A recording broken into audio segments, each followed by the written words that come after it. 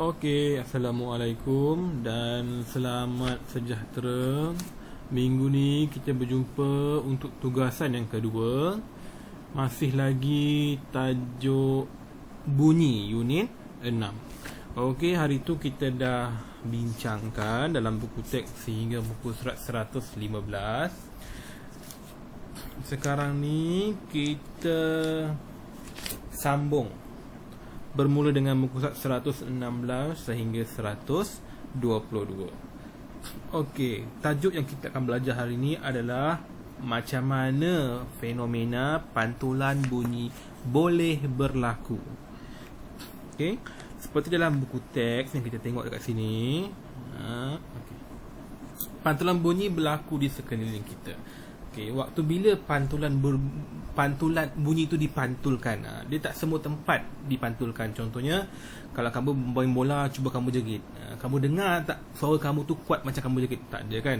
Suara kamu lama-lama dia akan hilang. Sebab apa? Bila di tanah lapang, suara ataupun bunyi tidak boleh dipantulkan. Okey, bunyi hanya boleh dipantulkan hanya 3 fenomena sahaja. Yang pertama, kita boleh tengok gema.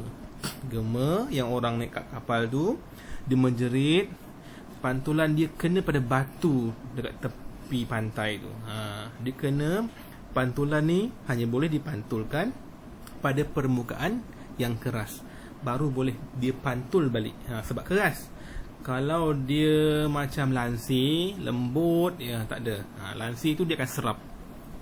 Sebab tu kalau kamu siapa pernah tengok wayang, dia keliling tu dia letak lansir, dia letak dinding tu ada macam kapet. Itu supaya untuk menyerap bunyi, supaya bunyi di dalam panggung wayang tu tidak bergema. Sebab panggung wayang tu bertutup, betul? Bila dia tak guna lansir tu untuk menyerap bunyi, nanti kamu hanya akan dengar suara tu melantun. Itu fungsi dia. Okey. Jadi yang tak pernah tu nanti boleh cuba Google macam mana persekitaran dalam wayang. Okey, gema. Gema ni apa? Gema lah bunyi yang terhasil apabila bunyi dipantulkan pada permukaan yang keras. Itu maksudnya gema. Keras dinding batu dalam bilik. Cuba kamu jerit kat dinding, janganlah jadi kuat sangat. At least kamu dengar lah kan. Dinding, batu, benda objek yang keras. Kalau kayu boleh tak? Cuba tengok kalau ada rumah kayu, cuba bandingkan kayu dengan batu. Dipantul ke tidak? Okey, yang kedua, kita tengok sebelah muka sebelah, ultrasonic. Ultrasonic ni adalah bunyi yang tidak kita dengari, kita tak boleh dengar. Yang boleh dengar hanyalah haiwan seperti kelawar, ikan lumba-lumba dan paus. Dia ni haiwan yang pendengaran dia yang sangat kuat. Sebab dia berkomunikasi dengan cara macam tu, bunyi dia macam tu. Okey.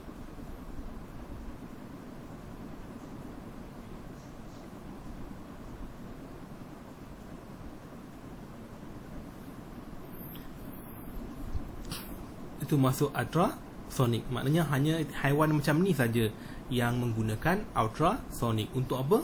Untuk memandu arah dia nak ke mana. Kalau ikan paus tu biasanya dia akan bermigrasi, dia akan pergi tempat untuk mencari tempat yang baru, dan mengesan. Contohnya untuk mengawan. Dia tahu mana kawasan dia jumpa pasangan dia. Itu digunakan ultrasonic. Yang ketiga, sonar. Sonar tu adalah teknologi yang kita ataupun manusia bina yang berada di dalam kapal untuk dia digunakan untuk mengesan objek di dalam air. Contohnya kapal selam dia guna. Sebab apa dia guna? Sebab dia nak mengesan apa yang berada di sekeliling dia. Itu kita namakan dia sonar. Okey, ada 3 gema yang bila kita cakap pada objek yang keras, bunyi tu dipantulkan. Kalau ultrasonic tu adalah untuk haiwan-haiwan yang mempunyai pendengaran yang sangat sensitif. Okey, itu ultrasonic. Dan sonar tu adalah teknologi yang manusia bina untuk mengesan objek yang berada di dalam air. Sebab bila dia dalam air, kita tak boleh dengar. Jadi kita guna sonar.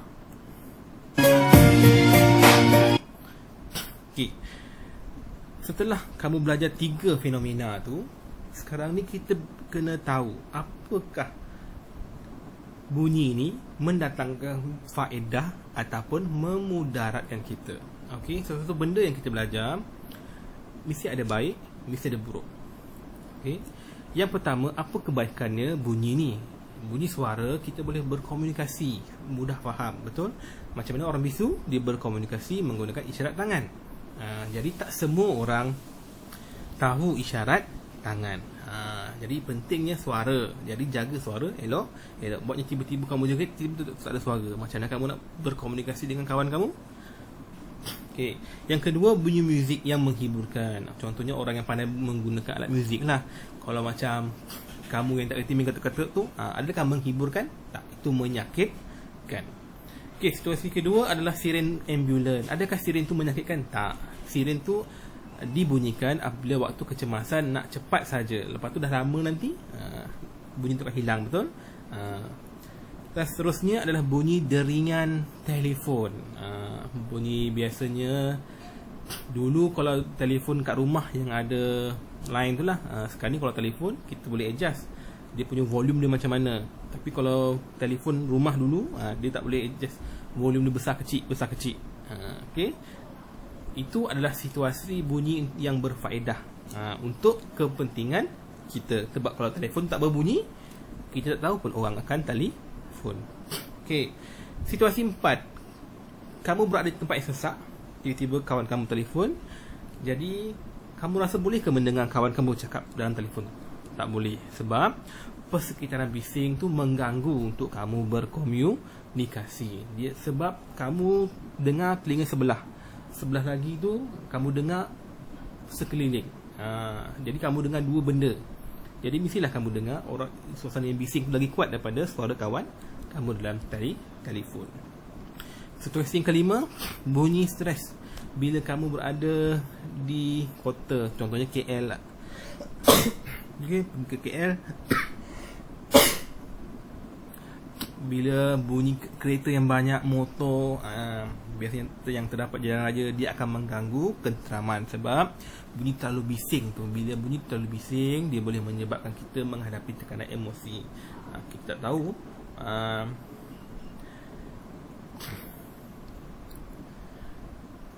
mana tahu kita tengah ada masalah, tiba-tiba kita berada di tempat yang sangat bising. Jadi dia boleh mengganggu kita punya emosi. Okay. Dan seterusnya, bunyi bising di tempat orang yang kerja pembinaan. Dia menggerudi, bising. Seronok ke dengar bunyi gerudi tu. Dia mengganggu kita nak membuat aktiviti kita. Jadi bila bunyi-bunyi ni, bila terlalu bising dan kita selalu mendengar bunyi yang terlalu bising, dia akan menyebabkan masalah pendengaran. Jadi kalau ada siapa-siapa yang berada di kawasan tempat tinggal yang terlalu bising, mohon jauhkan. Sebab kamu muda lagi, jadi genggedang telinga ni kita perlu jaga. Sebab sekarang ni kalau tak jaga, nanti dah tua nanti orang kata pekak. Jadi kena jaga. Jadi itu situasi dia dan bagaimana kita nak tahu bunyi itu berfaedah ataupun memudaratkan. Okay. Now kita pergi bunyi-bunyi yang kuat tu, kita dapat bantu dengan yang pertama. Macam mana? Tengok situasi yang pertama. Ini berada di mana? Di lapangan terbang. Maknanya bila kapal terbang tu mendarat, bunyi dia sangatlah bising. Okay. Jadi apa orang yang bekerja masa yang disuruh kapal terbang tu ke depan, siapa yang pernah pergi, dia perasan lah orang yang berada di bawah tu, dia akan menggunakan pelindung ataupun penutup telinga supaya dia boleh mengurangkan bunyi itu, supaya telinga dia tidak rosak. Yang kedua, cik sudah cerita tadi, di dalam panggung wayang. Di dalam rumah, kenapa kita pasang langsir? Itu fungsi langsir atau kain untuk menyerap bunyi. Permaidani, kapet. Okay. Kenapa perlunya benda ni berada di dalam rumah? Supaya bila kita bercakap di dalam rumah, suara kita tak melantun. Bila suara kita melantun, kita tidak dapat mendengar percakapan orang lain dengan lebih jelas. Situasi ketiga, apabila kenapa di highway banyak pokok. Sebenarnya pokok tu juga membantu mengurangkan pencemaran bunyi, sebab bunyi itu diserap oleh tumbuh-tumbuhan tu. Jadi dia mengurangkan bunyi bising bila kita berada di sebelah highway ataupun lebuh raya. Jadi cikgu dah terangkan dah alat-alat yang kita guna supaya boleh mengurangkan. Dia tak boleh menghilangkan bunyi, sebab kalau hilangkan bunyi kita tak akan dengar apa orang yang akan cakap ataupun apa kerja kita nak buat. Betul? Dia hanya boleh mengurangkan saja. Okey. Itu untuk nota. Itu untuk cikgu dah bincangkan apa tajuk yang kita akan belajar pada minggu ini. Sekarang cuba tengok kepada kamu punya modul tugasan 2. Okey. Yang ini untuk nota 1 ni. Nota 1 ni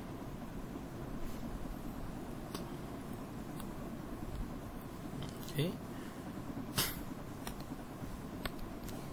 Nota 1 ni, bila sebut nota kena salin di dalam buku nota sign. Mesti salin. Cikgu punya modul ni hanya sebagai panduan untuk kamu buat nota. Kenapa perlu buat nota? Bila kita baca sahaja susah nak ingat. Bila kita baca, tulis, baca, mudah untuk kita ingat. Okey, nota dia senang je.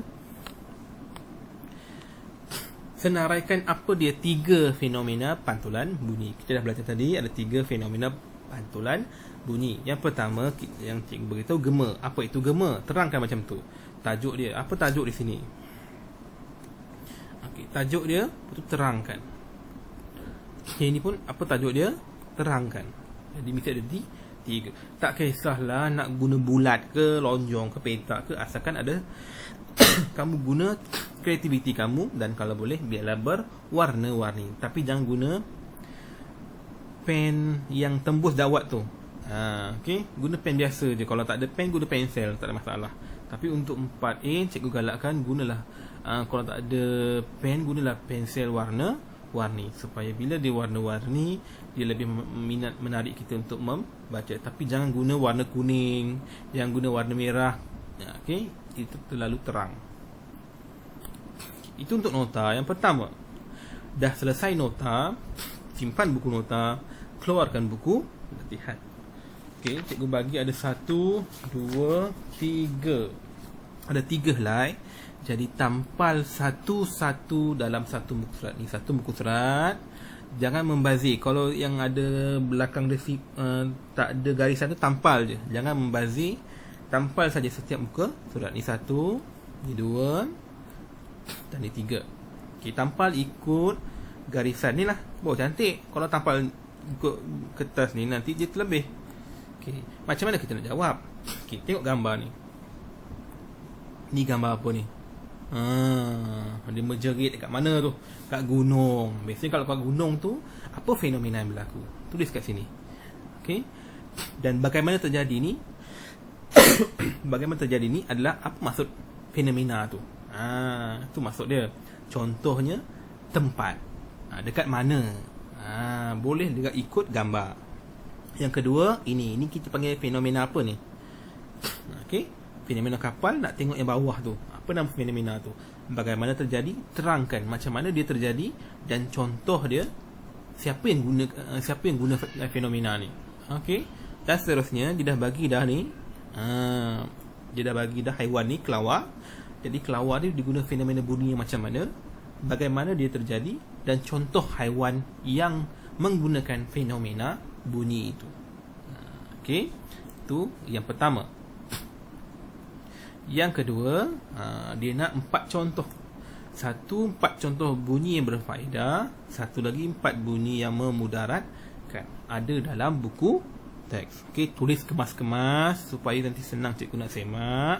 Okey, untuk latihan ni gunakan pensel saja. Nota tak apa warna-warni, tapi untuk latihan kena guna pensel sahaja. Okey, ini tajuk bagi bunyi berfaedah dan memudaratkan. Last sekali. Okey, dia kata apa ni? Lakarkan. Lakar tu maknanya lukis satu alatan yang boleh membantu mengurangkan bunyi bising. Jadi, cikgu dah terangkan ada beberapa alat yang kita guna untuk mengurangkan bunyi bising. Kamu kena lukis dalam ni. Dan namakan dia. Lukis, warna, lepas tu namakan dia. Itu cara kita boleh mengurangkan pencemaran bunyi. Jadi itu sahaja. Saya rasa senang kan? Semua ada dalam buku teks. Okey. Dan setelah habis buku latihan, simpan. Kalau dah siap, boleh hantar untuk cikgu semak. Kalau yang berada dekat dengan sekolah lah, insyaAllah hari Ahad cikgu akan datang untuk semak yang mana yang nak hantar.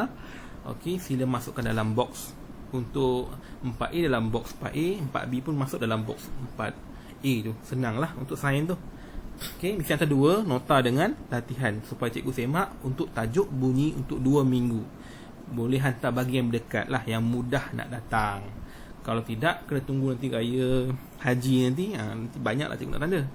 Okey, dah selesai buku aktiviti. Okey, buku aktiviti nanti tak perlu hantar. Okey, buku aktiviti tak perlu hantar. Nanti hantar masa last dah habis minggu ke-5 nanti PDPR masa cuti raya haji. Boleh buat muka surat 61, 63. Ada masalah tentang buku aktiviti ni, boleh mesej cikgu. InsyaAllah cikgu boleh bantu. Okey, untuk 4A kita boleh bincang dalam grup. Untuk 4B boleh tanya cikgu secara personal lah. Okey, jadi itu saja untuk minggu ni. Selamat menjawab soalan. Terima kasih.